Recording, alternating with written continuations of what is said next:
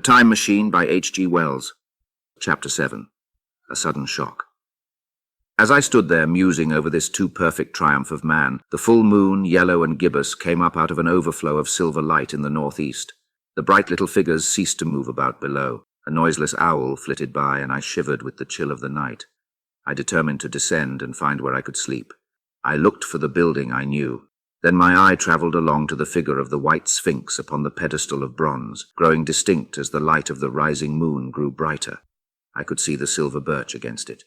There was the tangle of rhododendron bushes, black in the pale light, and there was the little lawn. I looked at the lawn again. A queer doubt chilled my complacency. No, said I stoutly to myself, that was not the lawn. But it was the lawn, for the white leprous face of the sphinx was towards it. Can you imagine what I felt as this conviction came home to me? But you cannot. The time machine was gone. At once, like a lash across the face, came the possibility of losing my own age, of being left helpless in this strange new world. The bare thought of it was an actual physical sensation. I could feel it grip me at the throat and stop my breathing. In another moment I was in a passion of fear and running with great leaping strides down the slope. Once I fell headlong and cut my face. I lost no time in staunching the blood, but jumped up and ran on with a warm trickle down my cheek and chin. All the time I ran I was saying to myself, they have moved it a little, pushed it under the bushes out of the way. Nevertheless, I ran with all my might, all the time with the certainty that sometimes comes with excessive dread. I knew that such assurance was folly, knew instinctively that the machine was removed out of my reach. My breath came with pain. I suppose I covered the whole distance from the hill crest to the little lawn, 2 miles perhaps in 10 minutes. And I am not a young man. I cursed aloud as I ran at my confident folly and leaving the machine, wasting good breath thereby. I cried aloud and none answered. Not a creature seemed to be stirring in that moonlit world. When I reached the lawn, my worst fears were realized. Not a trace of the thing was to be seen. I felt faint and cold when I faced the empty space among the black tangle of bushes. I ran round it furiously, as if the thing might be hidden in a corner, and then stopped abruptly with my hands clutching my hair. Above me towered the sphinx upon the bronze pedestal, white, shining, leprous, in the light of the rising moon. It seemed to smile in mockery of my dismay. I might have consoled myself by imagining the little people had put the mechanism in some shelter for me, had I not felt assured of their physical and intellectual inadequacy. That is what dismayed me, the sense of some hitherto unsuspected power through whose intervention my invention had vanished. Yet for one thing I felt assured. Unless some other age had produced its exact duplicate, the machine could not have moved in time.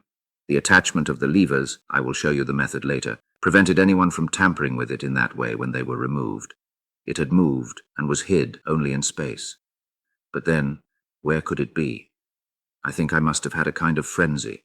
I remember running violently in and out among the moonlit bushes all round the Sphinx and startling some white animal that, in the dim light, I took for a small deer.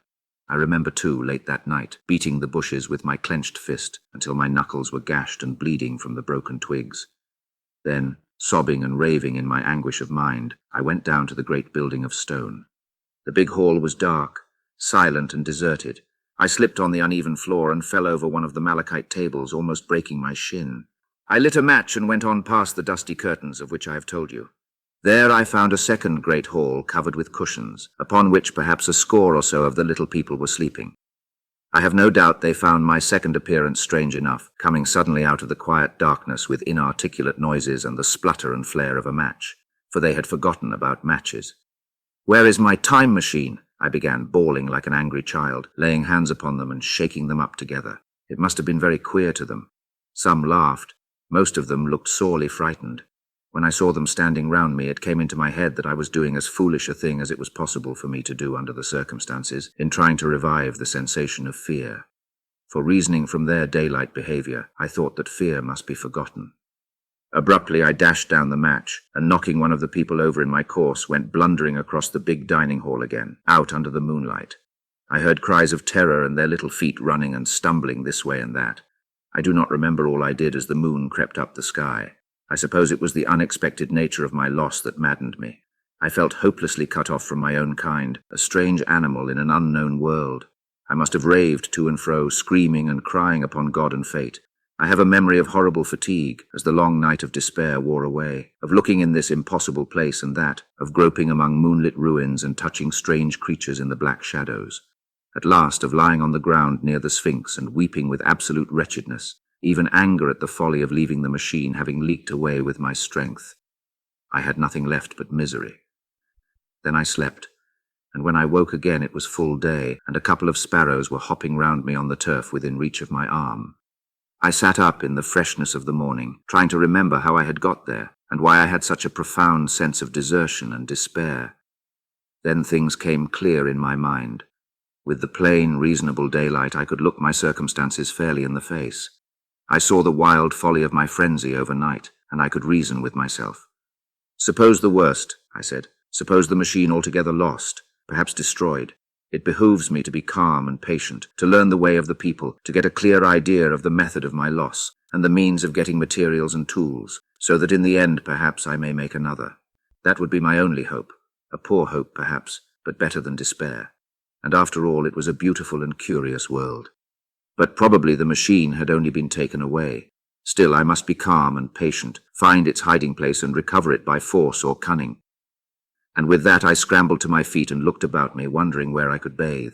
I felt weary, stiff, and travel-soiled. The freshness of the morning made me desire an equal freshness.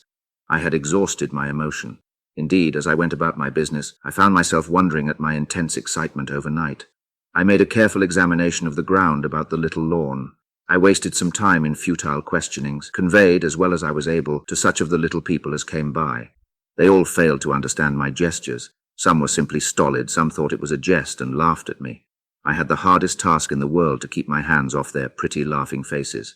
It was a foolish impulse, but the devil begotten of fear and blind anger was ill-curbed and still eager to take advantage of my perplexity. The turf gave better counsel. I found a groove ripped in it, about midway between the pedestal of the Sphinx and the marks of my feet, where, on arrival, I had struggled with the overturned machine.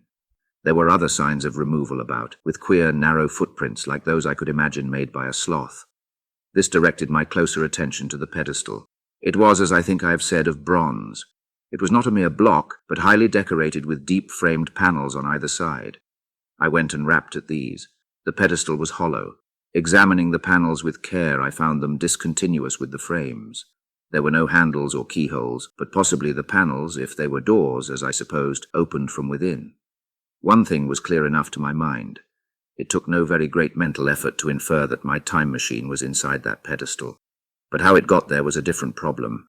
I saw the heads of 2 orange-clad people coming through the bushes and under some blossom-covered apple trees towards me.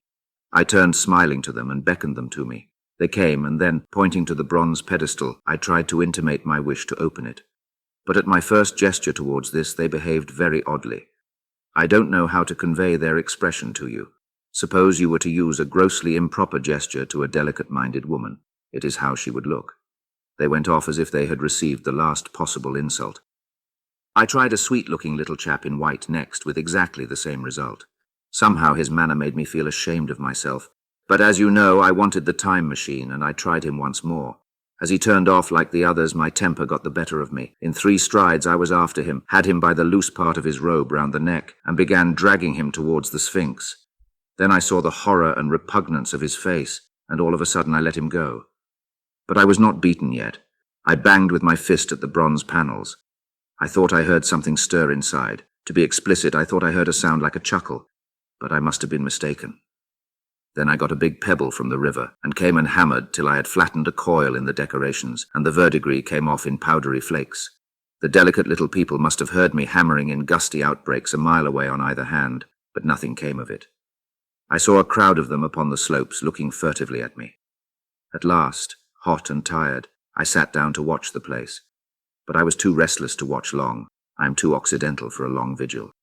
I could work at a problem for years, but to wait inactive for 24 hours, that is another matter. I got up after a time and began walking aimlessly through the bushes towards the hill again. Patience, said I to myself. If you want your machine again, you must leave that Sphinx alone.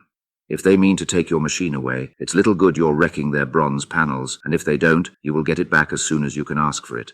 To sit among all those unknown things before a puzzle like that is hopeless. That way lies monomania. Face this world. Learn its ways. Watch it. Be careful of too hasty guesses at its meaning. In the end, you will find clues to it all. Then suddenly the humor of the situation came into my mind. The thought of the years I had spent in study and toil to get into the future age, and now my passion of anxiety to get out of it. I had made myself the most complicated and the most hopeless trap that ever a man devised. Although it was at my own expense, I could not help myself. I laughed aloud. Going through the big palace, it seemed to me that the little people avoided me. It may have been my fancy, or it may have had something to do with my hammering at the gates of bronze, yet I felt tolerably sure of the avoidance. I was careful, however, to show no concern and to abstain from any pursuit of them, and in the course of a day or two things got back to the old footing. I made what progress I could in the language, and in addition I pushed my explorations here and there. Either I missed some subtle point, or their language was excessively simple, almost exclusively composed of concrete substantives and verbs. There seemed to be few, if any, abstract terms, or little use of figurative language. Their sentences were usually simple and of 2 words, and I failed to convey or understand any but the simplest propositions. I determined to put the thought of my time machine and the mystery of the bronze doors under the Sphinx as much as possible in a corner of memory, until my growing knowledge would lead me back to them in a natural way. Yet a certain feeling, you may understand, tethered me in a circle of a few miles round the point of my arrival.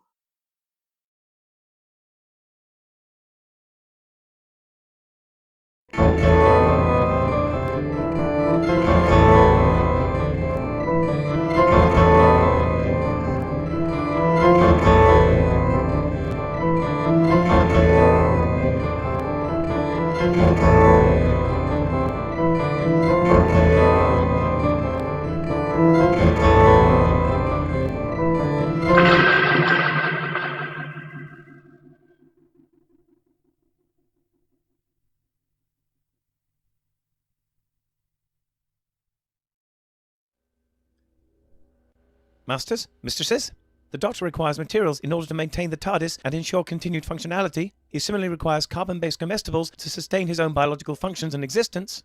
Master would never say this, but he requires aid beyond that supplied by this unit in order to acquire these. To aid the Doctor in his various tasks and creations, this can be most effectively achieved via Patreon or Substack subscriptions, or through donations directly to PayPal. Or if you desire physical goods in return for your contributions, written accounts of my travels with the Doctor are also available on Amazon. Links are in the description below. Thank you, Masters, mistresses.